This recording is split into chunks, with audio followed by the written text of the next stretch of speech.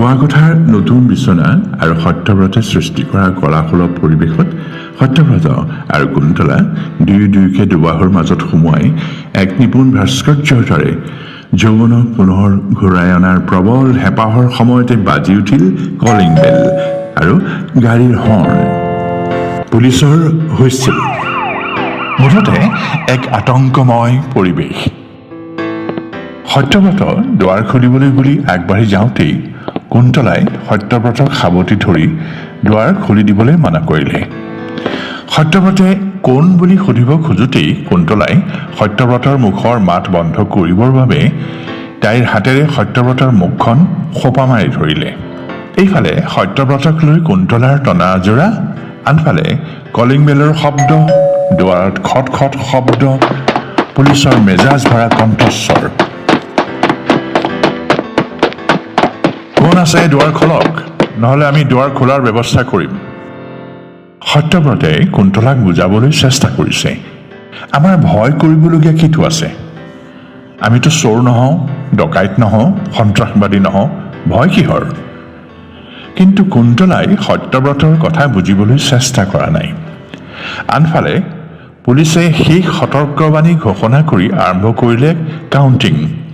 1, 2, 3, 4। সত্যব্ৰতে কুন্তলাক কিছু ৰুঢ়ভাৱেই ক'বলগীয়া হ'ল, তুমি এগৰাকী জনাবুজা মানুহ হৈও এই সাধাৰণ কথাটো নাজানা যে? পুলিচৰ ল এণ্ড অৰ্ডাৰ বুলি কথা এটা আছে। কুন্তলাই হঠাৎ পৰিস্থিতিৰ কথা বাদ দি সত্যব্ৰতে কোৱা কথাৰ প্ৰতি উত্তৰ দিবলৈ যেন সাজু হ'ল। তোমাৰ এই সাৰ কথা মই মনত ৰাখিম। সত্যব্ৰতে এনে সময়ত আৱেগক বাদ দি যুক্তিৰে বিবেচনা কৰিবলৈ অনুৰোধ কৰিলে। পুলিচৰ কাউণ্টিং 8, 9, 10 পাওঁতেই সত্যব্ৰতে কুন্তলাৰ বান্ধোনৰ পৰা জোৰেৰে ওলাই আহি দুৱাৰখন খুলি দিলে। লগে লগে পুলিচ বিষয়াজন সোমাই আহিল। দুজন বন্দুকধাৰী পুলিচে যেন এই মুহূৰ্তত ঘেৰি ধৰিব সত্যব্ৰত আৰু কুন্তলাক। ইমান চিঞৰিছো, বেল বজাইছো, আপোনালোকে শুনা নাছিল নেকি? এইবুলি ধমকৰ সুৰত পুলিচ বিষয়াজনে মুখ মেলাৰ লগে লগে সত্যব্ৰতে গহীন সুৰত উত্তৰ দিলে, ধৈৰ্য ধৰক, এতিয়া সময় কিমান হ'ল? এই সময় সাংসাৰিক মানুহ শোৱাৰ সময়। আপোনালোকে মন গ'লেই দিন ৰাতি একাকাৰ কৰি ভাৰতখন একেদিনাই চাইবেৰিয়া সজাব নোৱাৰে। মোৰ ঠাইত আপুনি হোৱা হ'লে কি কৰিলেহেঁতেন? মানে এই ওপৰৱালাৰ নিৰ্দেশ মানিম নে আপোনাৰ কথা শুনিম? সত্যব্ৰতে পুলিচ বিষয়াজনৰ কথাৰ পৰা অনুমান কৰিলে যে এই ঘৰখন এনেদৰে খোল খোৱা দিনটোলৈকে সকলো অপেক্ষাত আছিল, আনকি মিডিয়াৰ মানুহখিনিও। কিন্তু সত্যব্ৰতে নিজকে নিৰপৰাধী এজন সাধাৰণ ব্যক্তি বুলি নিজৰ সততাৰ ওপৰত বিশ্বাস কৰে, যাৰ বাবে এনেদৰে মাজনিশা চোৰ ডকাইত ধৰিবলৈ সৃষ্টি কৰা পৰিৱেশটো হজম কৰিব নোৱাৰি কিছু ৰুঢ়ভাৱেই ক'লে, ঠিক আছে, এতিয়া আপোনালোকে প্ৰেছ মিট দি ঘোষণা কৰি দিয়ক মাজনিশা দুটা গভাইত চোৰক হাতে লোটে ধৰা পেলোৱা হ'ল বুলি। আৰু এই চিপাহীকেইজনৰ হতুৱাই ঘৰখন তালাচী চলাই এখন দীঘল তালিকা প্ৰস্তুত কৰক। কি কি পালে? 141টা ফুলৰ টাব, 8খন চিলিং ফেন, 16টা LED বাল্ব, 8খন পৰ্ট্ৰেইট, এখন ভায়লিন, 3 ডিছটা উকা কাগজ। বছ, কাম চাফা। পুলিচ বিষয়াজনে সত্যব্ৰতৰ মুখলৈ থৰ লাগি চাই থাকি কিছু শান্তভাৱে ক'লে, চাওক, আপোনালোক কোন আমি জানো। এখেত হ'ল বিখ্যাত ঔপন্যাসিকা কুন্তলা চৌধুৰী। কুন্তলাই লগে লগে মাত দিলে, মোৰ নাম প্ৰকৃততে কুন্তলা নহয়, মণি কুন্তলাহে। মানুহে মৰমতে কুন্তলা বুলি মাতে। যি কি নহওক, চৰি বুলি পুলিচ বিষয়াজনে মিউজিক ডিৰেক্টৰ হিচাপে যে সত্যব্ৰত চৌধুৰী খ্যাতি থকা মানুহ সেই কথাও জানে। পুলিচ বিষয়াজনে এনে পৰিচয় জনাৰ পাছতো মাজনিশা এই আচৰণত অতিষ্ঠ হৈ সত্যব্ৰতে সিয়ে মনে মনে থাকিব নোৱাৰিলে। ক'লে, আপোনালোকে আমাৰ সম্পূৰ্ণ পৰিচয় জনাৰ পাছতো এনেদৰে চোৰ ডকাইত ধৰাৰ দৰে মাজনিশা আমনি কৰিবলগীয়া হ'ল কিয়? ই আমাৰ ডিউটিৰ ভিতৰত পৰে। আপোনালোকৰ সন্মানৰ কথা ভাবি শুনিয়েই আমি মাজনিশা এই প্ৰগ্ৰেমটো ল'লোঁ। আমাক মাত্ৰ 2 মিনিট সময় দিয়ক। আপুনি নিষ্ঠাৱান পুলিচ বিষয়া হিচাপে মই সন্মান জনাইছোঁ যদিও মোৰ আপোনাৰ কৰ্মকাণ্ডত হাঁহি উঠিছে। আপুনি মন কৰক, ইতিমধ্যে প্ৰায় 2-3 ঘণ্টা এই অঞ্চলটোতে আপোনালোকে যি এটা পৰিৱেশৰ সৃষ্টি কৰিলে, সেয়া মাত্ৰ 2 মিনিটৰ বাবে। কিন্তু আপুনি গম নাপায় এই 2 মিনিট সময়ৰ বাবে সৃষ্টি হোৱা পৰিৱেশে এই অঞ্চলটোত মোক চিনি নোপোৱা অচিন মানুহবোৰে কাইলৈ একোটা কাহিনী সৃষ্টি কৰি পেলাব, যাক মচিবৰ বাবে আপোনালোকে কিন্তু মোৰ কাষত সেই সময়ত নাথাকে। ঠিক আছে, মোৰ কথাটো কওক।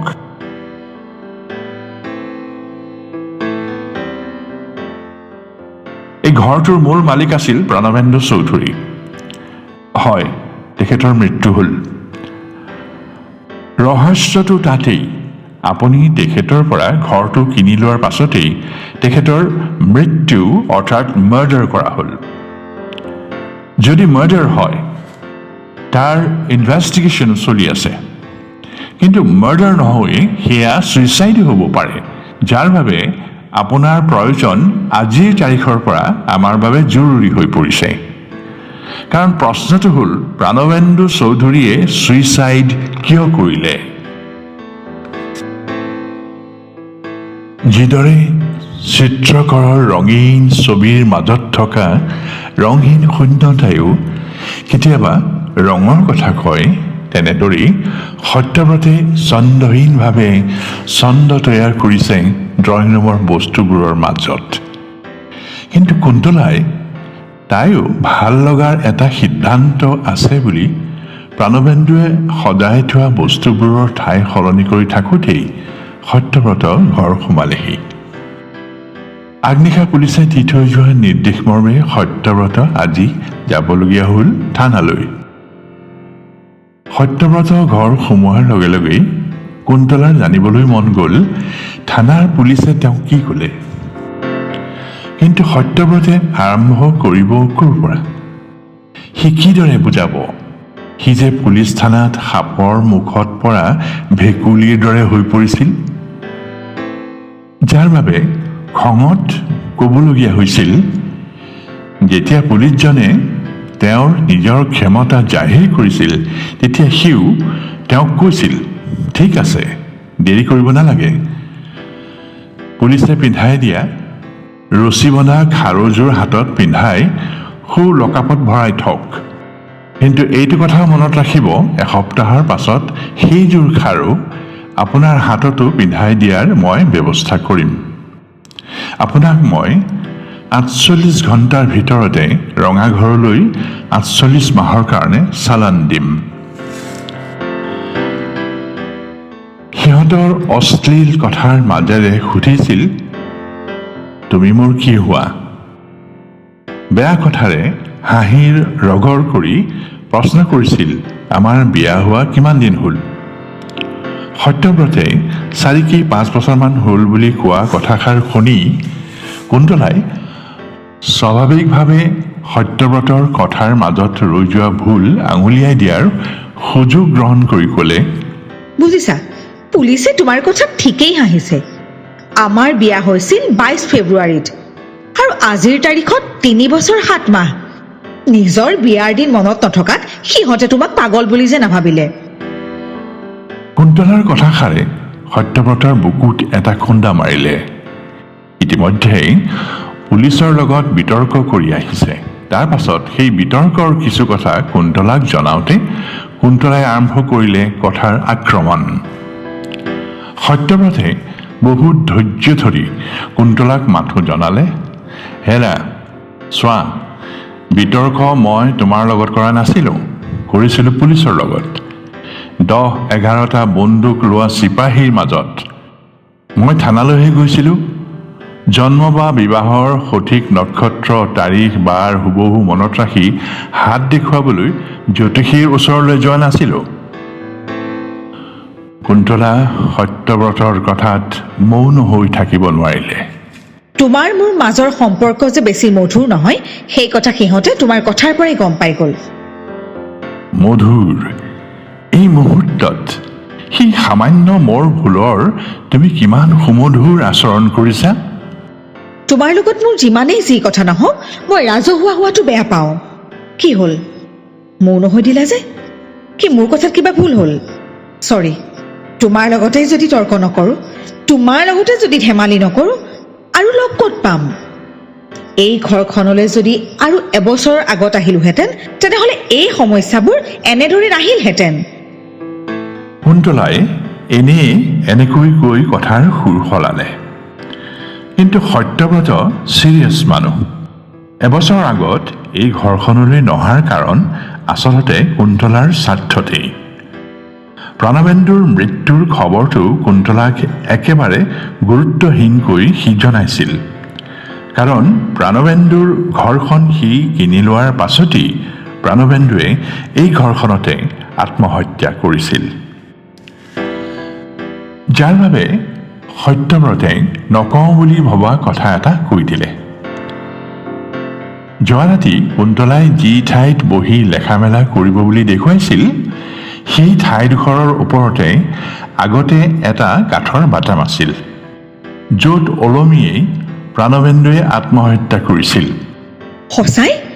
প্ৰণৱেন্দুৱে সেই ঠাইতে আত্মহত্যা কৰিছিল? য়েছ, সেই ঠাইতে। কি হ'ল, ভয় লাগিছে? একেবাৰে নাই লগা। মই লেখা মেলা কৰোঁতে প্ৰণৱেন্দুৰ আত্মাটো আহিলে মোৰ ভালহে লাগিব। তাক মই তেতিয়া সুধিম, কোৱাচোন তোমাৰ আত্মহত্যাৰ কাৰণটো? পাৰিবা? কিয় নোৱাৰিম? আজিলৈকে পৃথিৱীত কোন ঠাইত ক'ত মৃত আত্মাই কাক মাৰিছে মোক কোৱা?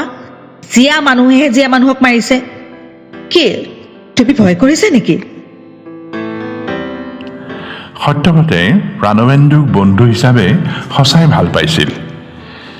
তাৰ মৃত্যুত সি দুখ পাইছিল যদিও এটা কথাত শান্তি পাইছিল যে যিকোনো সময়তে কিবা এটা অজুহাত দেখুৱাই টকা পইচা বিচাৰি অহা কথাটো বন্ধ হ'ল।